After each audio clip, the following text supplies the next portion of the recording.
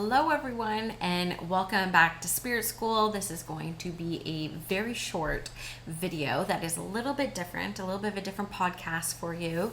You may have noticed there has not been spirit messages for a little while, and this is part of my spiritual replenishment process, preserving after such a big, intense season of servitude. And so I have been keeping a lot of my stuff in the collective, my membership, as a way of balancing what I give out and what I put in. And so what I wanted to offer you today is, the sound quality might be a little bit off, but I felt really inspired today to go into the Spirit School Collective. I just came back from a 17-day trip to New Zealand with my family and have a lot of energy, and I'm easing back into the flow of service once more. And so I felt inspired to just go live in my community and just share a little bit of teachings around undercover angel work and this eclipse season. And I pulled a few cards for spirit messages for the collective membership. And so I just feel compelled to share these spirit messages with my loyal podcast listeners, my YouTube watchers, my viewers, of people who like to resonate with my work and the teachings that move through me. And so this episode is just simply an edited version of the spirit messages that I did in my membership today. I have removed names, so it is a little bit edited. And so what you will hear is a few times I read comments of people kind of validating what's coming up for them. Again, to keep confidentiality, I removed the names. So that's how come this is going to be a little bit different than what you were used to with the spirit messages I used to do on the podcast. So I'll keep this quick. I just want to say hi. I mention a reel in the live that you're about to listen to the replay of with these spirit messages, where the next podcast episode is going to be focused on talking about life with a life partner who is not spiritual or spiritually inclined or interested in spirituality in any way. This is a podcast episode that is by a Spirit School listener request. I posted a reel about it yesterday, and it is definitely the most well-performed reel that I have done, which I don't do very many, but this definitely is a topic that you are all interested in. So I will publish a podcast later this week specific to the topic of, living a spiritual life with a non-spiritual partner.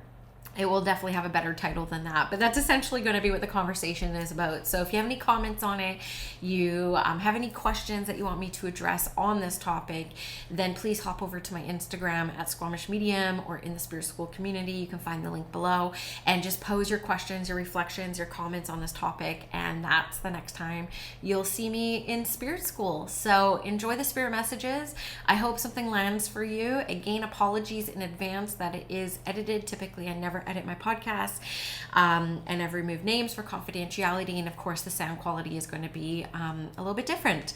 And I will see you on the next episode of Spirit School. Love angel stuff, so I'll leave that there. I'll pull an angel card first because I have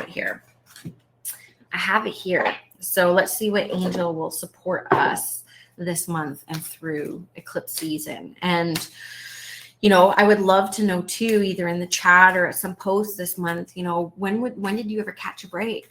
Did you ever get to catch a break? Were you gifted something from somebody before? Did you feel supported in unexpected ways? And how did your life shift after that, right? And maybe it was just for a season, or maybe it was for until this time. But any stories around that would be incredible. And it also makes me reflect on all the times in my life that people have taken a chance on me or have given me opportunities to show me what I'm capable of. Shut the fuck up. Okay. I just laugh because this has come up for me so much. But of course, we pull Mother Mary, Queen of Angels. Because you don't understand, like, she came up in a reading for me the other day, and like yesterday I was working with this deck. I'm like, if I pull the Mother Mary card, I know like I'm on the right path. And of course I pulled like some other card, but then I pulled like the Mother Mary card right now. And so, this is an opportunity for light workers to be held for a little bit as well. You hold so much space for others. You hold so much space for people who, pay you to hold space for them. You hold space for neighbors, you hold space for partners, you hold space for a lot of people that don't even realize how much space holding you are doing. And this card is a signifier that in the month of April, during this season, you're allowed to be held for once. Held by, they're saying, you know, spirit, of course, and held by the universe and held by others. But this is probably an opportunity for you to even seek out somebody who can hold space for you. And whether that's, you know, exchange, whether that is, you know, a paid session of some kind. It's also, they're making me feel like saying, like, looking at the people who are holding space for you that you may be unaware of at this time as well. You know, I like to think of the collective as a space holding place, like a place where light workers can land, not just to develop, but to like be held by one another, by being seen by one another in ways that you just don't get out there in the rest of the world. And so spirit is actually bringing to my awareness that so many of you are being held, and there's not this full receptivity of being held. So there's almost like a two-part to it. It's like that person that's holding you, but then you also have to meet them where they're at and allow yourself to be completely held. It's almost like the story about letting my husband take the lead to alleviate some of that mental pressure. And yeah, divine energy. I mean, can you get more into the feminine divine energy than this card when it comes to Mother Mary? And so allow yourself to be mothered. Allow yourself to be mothered by someone else than you. It's not even like reparenting yourself. This isn't about deep inner work. This is about, you've done so much work and you're continuing to do the work. Let there be some spiritual repose. Let there be a time where you can be held, because you hold for so much others. And I think that that's going to be a big theme coming up for you, and just having that realization when somebody is trying to hold space for you. Yeah, there's a lot coming up for me personally with this. I'm launching a new offering next week for summer.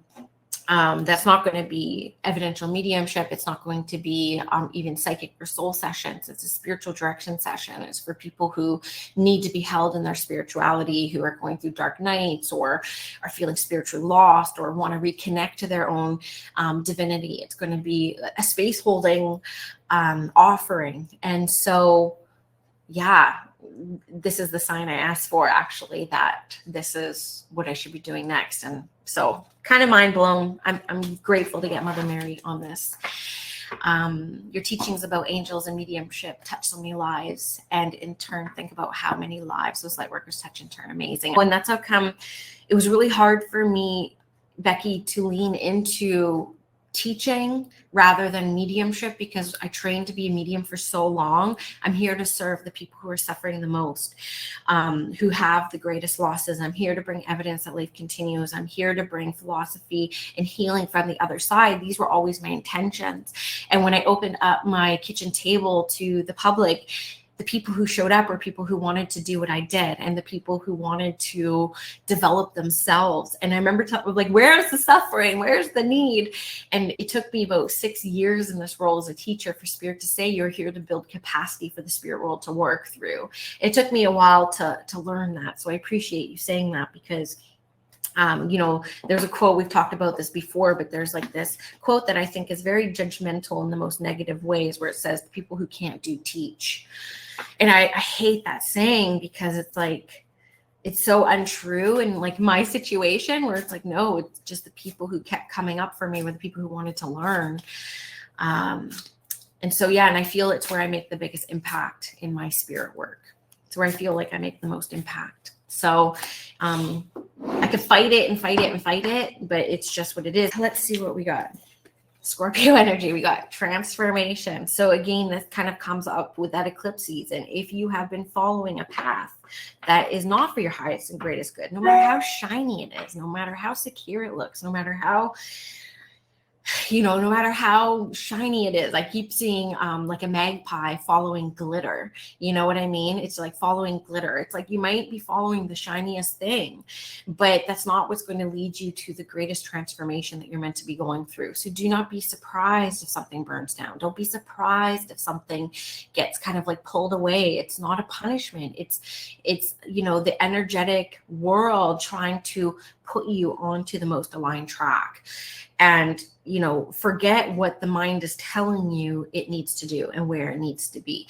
Because, this month, this season, this week is going to be one that is going to be bringing you onto a path of transformation. I'm not going to say you are in that transformation and you're coming out of it. I'm thinking that there's going to be a few of you who feel possibly assaulted by the spirit world because you're being guided down something else, and maybe it's something old. It's something else too. There's a lot of teachings out there. Stop going backwards. But some of you may resonate with, something else worked a long time ago, something foundational, something simple, something that kind of takes you back to where this all started. There's almost like this transformation of realizing like what once was and what worked really well may be coming up again as an opportunity for you. So I wonder if this lands for some of you, but it's definitely unavoidable, the transformation and the transformational path. Thank you for your comments. And yeah, I agree. And, I say this to all my mentees who study under me, who are also teachers, is like, create what you wish you had. And that's always worked well with me in this business. It's always worked well with me. It's not like there's going to be sacrifice moving forward. It's almost like looking, again, I don't know why there's this looking back energy, but looking back in the most positive of ways. It's looking at the sacrifices you have already made. And it's also looking at sacrifices others have made for you. It's worth looking into the people that have helped pave the way for you to get to where you are now, and how much sacrifice it took to open up those doors and those opportunities. And I'm not even just saying in the spiritual space. I'm talking about workplace. I'm talking about family. I'm talking about all the things here. But people have gifted you opportunities and experiences that have helped you expand and grow. And so there's almost like this honoring that takes place of the ones that have walked before you. And then also looking at the different sacrifices that you have made on your path. I'm about to record a podcast episode, which feels like, based off my algorithms and how many people have engaged with my post yesterday, about doing a podcast episode this week on, having a life partner who doesn't believe in what I do and doesn't support spirituality. What a sacrifice he has made to let me just do my thing while staying by my side. Like, that's a big sacrifice. And then it was also a sacrifice for me, being a mom of 2 babies and like taking a whole day a month away from the family to develop my spirit, my soul, not because I felt a calling, but because I loved it and because I was so interested in it, and allowing me, even though it wasn't easy and it wasn't always rainbows and butterflies, it was a sacrifice for my family to let me follow this spiritual curiosity, because it fulfilled me and because I loved it. And so this is kind of time to take stock of that sacrifice, but as an observer, not leaning into that martyrdom, right? Because it's not about martyrism, it's about reflection, and a beautiful reflection. So that's what this is, right? So yes, honoring those who came before us. I was thinking about that when you were sharing your secret angel story. I need to take that with me through this next week. And can you see how you are paving a path for those who have chosen to follow you, and like have you lead them? And so it's like this continuous path and cycle around these sacrifices that we continue to make. Yeah, I believe that. So that's exactly what you're going through right now, Leilani says. So let's get one more card from this on, okay. I wanted to put this back, but I'm not going to go put this back, because this is a card of mental anguish. This is a card of suffering through thoughts of the mind. Can you drop me an emoji if you are someone who can recognize, based off the teachings that have come through today, how some of your suffering and some of your anxieties have come purely through thoughts of the mind? Because one thing that was coming up for me this morning, and I was going to talk about my masterminds tomorrow, was how it is always back to a portal of the heart. I loved reading the Gospel of Mary Magdalene a couple years ago, and there's some missing pages. There's 4 missing pages that have been ripped out of her testimony of her gospel. And it was how to access the divine through the portal of the heart. And I really do believe that that is the spiritual quest. That is the spiritual path. It's inwards. It's through the heart. And so this is a card that says it's time to make the mind your bitch. That's my declaration I made this week. And this is a time to get back into resonance with the heart space and letting the heart lead. So this is a card for anyone who has let the mind lead on the spiritual path and giving permission and full permission. See how he's protecting his heart? I just noticed that. He's guarding his heart because he's not letting it in. He's not letting anything out or in of the heart. And that's what happens when you let the mind win. So the only thing we can control is our thoughts and the way we see the world and the way that we think about things. And so this is going to be a spiritual quest for some of you to realize that and recognize when you let the thoughts lead and say, is there an opportunity for my heart to lead? What would love do? You know, asking yourself, what would love do in this moment? What would the heart choose in this moment? And that's really something that is going to be coming to fruition through this month of April. And again, it's going to come around awareness. What I really want you to do, something that's in all black order, these are all major life themes that are coming up. We've got Mother Mary here. I'm going to pull one card from Asha Frost. This was Charlotte's favorite deck at the potluck. So I'm going to pull this thinking of Charlotte here. So almost all my struggle is rooted in the inability to let my heart lead my head rather than the other way around. Yeah. And, you know, that's how come I think there's a lot of teachings out there around self-suffering, like the suffering of the self. A lot of struggles that has simple come from thoughts lately very much tracks. I am almost questioning if I know how to let my heart lead. You can. And it's just a remembrance. And, you know, Spirit brought me this teaching a couple of years ago. And I wish I had a better way to say it because I don't fully understand it. But the way that they brought it through me is like life is a dance with consciousness of forgetting and remembering, forgetting and remembering. And we are going to be in that cycle forever. And we're always going to be brought back to a remembrance. And that remembrance is the power. That remembrance is life force energy. And we couldn't get that life force energy and that remembrance if we didn't forget every once in a while. So forgetting is spiritual. It is part of the path. Because we wouldn't get that experience of remembrance if we didn't. And that is where the magic of life is. So allow yourself to be brought back into the heart.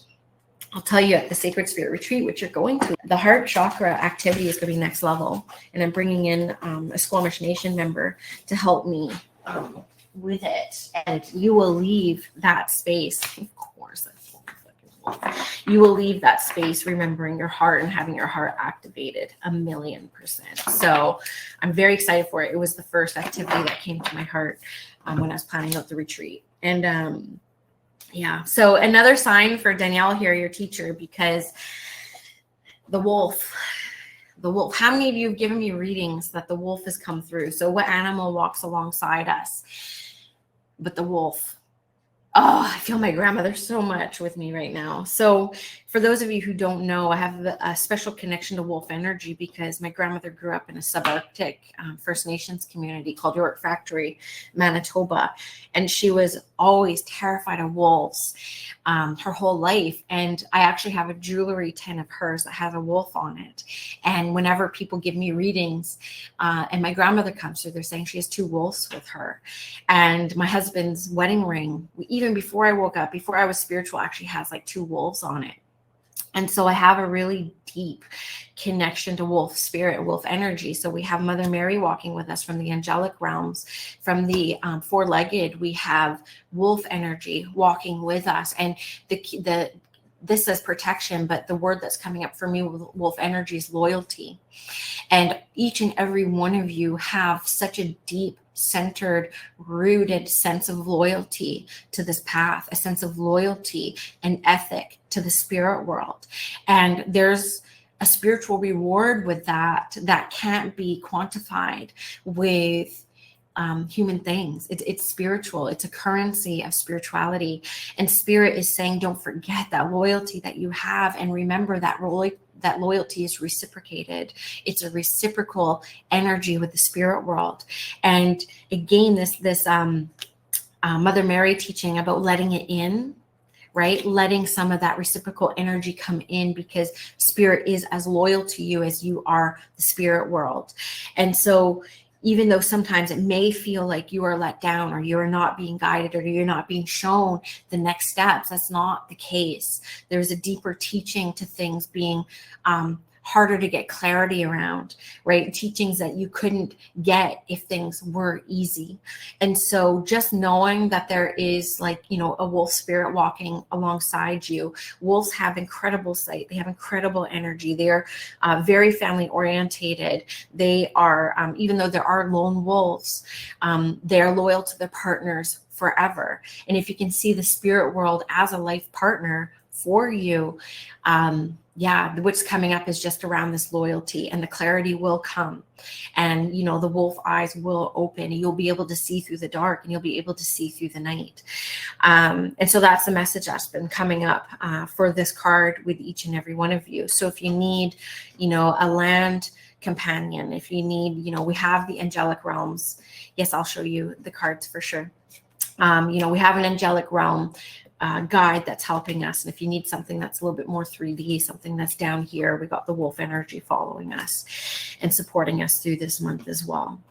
And so, yeah, I think too, an overall theme that spirit just really wants to bring through for a message for you guys is around, I don't know, not feeling left behind, not feeling like you're out here on a limb on your own, and that you are being divinely guided, even if you can't see, feel, hear it. Can you know it? Can you lean into the cognizance of that fact?